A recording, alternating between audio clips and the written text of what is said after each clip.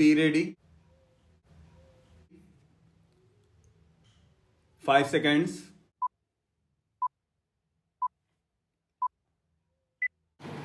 Start.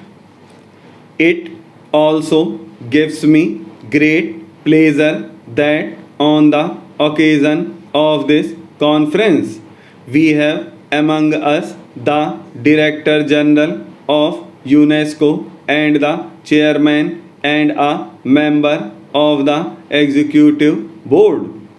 Their participation will enable them to appreciate the problems and aspirations of a region where more than half of mankind lives. It will also give the new Director General a deeper insight into the tasks which await the organization in this part of the world. The proposal to set up national commissions in member states is to be commended for many reasons.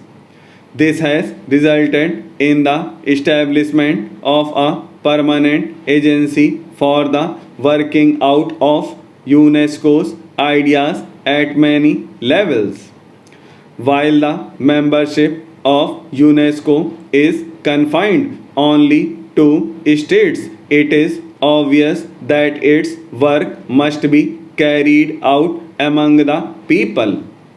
The National Commission, with its close association with various non-official agencies, provides a platform to disseminate UNESCO's programs in many ways.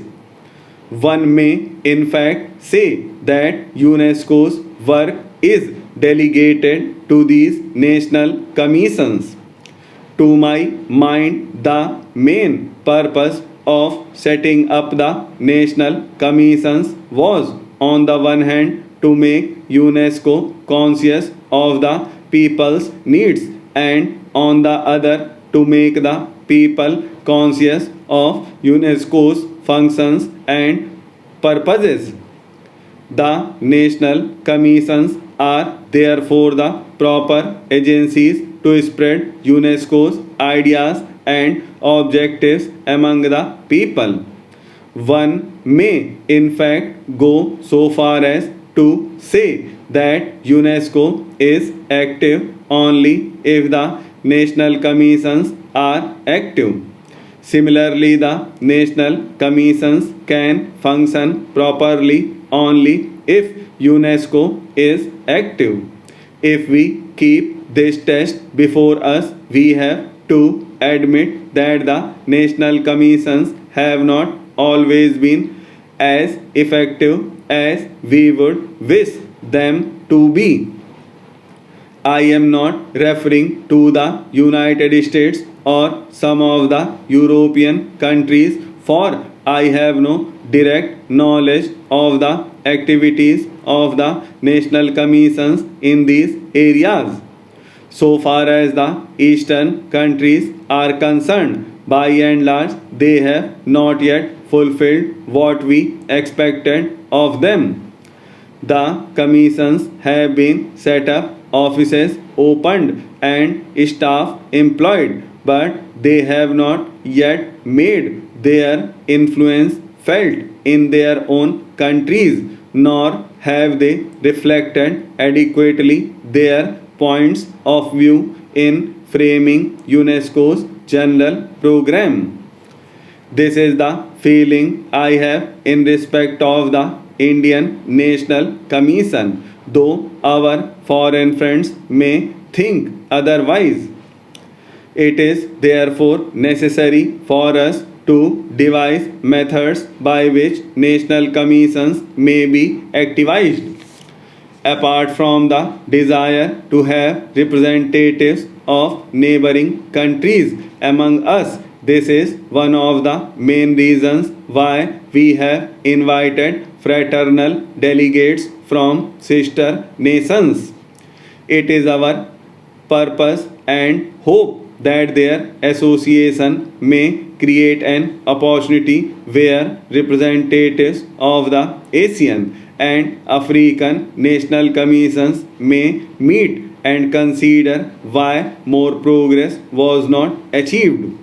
Such discussions will also help all of us to define more sharply the main objectives of UNESCO and advise it on the programs which are necessary to fulfill these objectives in the context of the East. I wish in this connection to place before the conference some important issues which, to my mind, have prevented a more effective implementation of UNESCO's ideals and programs. My purpose is to express the feelings of my country and other countries in the East fully and frankly. There is no suggestion of complaint in what I am going to say. In the Brotherhood of UNESCO, there must not be any occasion for mutual recrimination.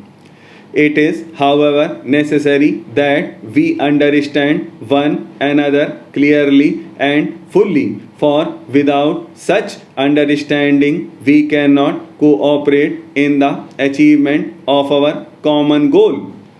The first thing I want to say is that there is a feeling throughout the East that the UN and its specialized agencies have not yet given to the East the attention which it can rightfully claim. The Eastern nations feel that while in theory they are recognized as equal partners in the United Nations, the practice does not always conform to the theory. They feel that the central offices of the UN and allied agencies do not fully understand their problems and needs. So long as there is this feeling, it will be difficult to create wholehearted enthusiasm for the UN and UNESCO in these regions. One of the reasons for such a feeling in the East is its recollections of the attitude which developed in the West in the 18th century. Two things happened simultaneously in that period.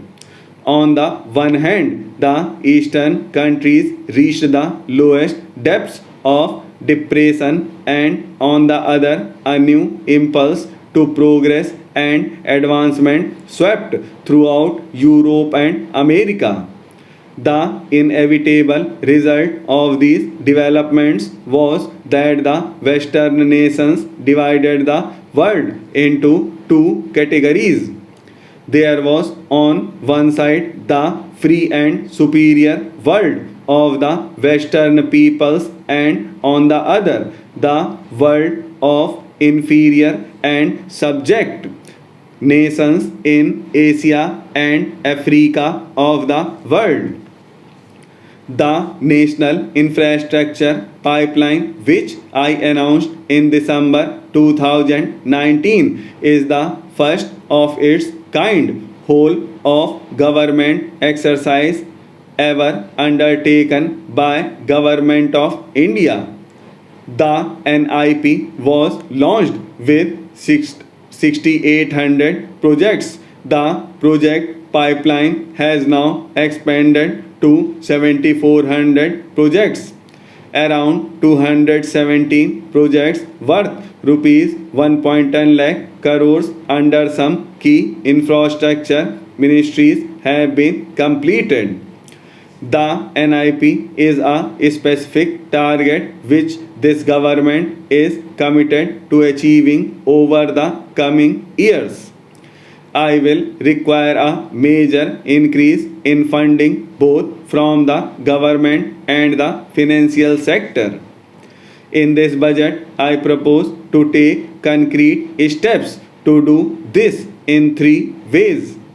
Firstly, by creating the institutional structures. Secondly, by a big thrust on monetizing assets. And thirdly, by enhancing the share of capital expenditure in central and state budgets. Infrastructure needs long term debt financing. A professionally managed development financial institution is necessary to act as a provider, enabler, and catalyst for infrastructure financing.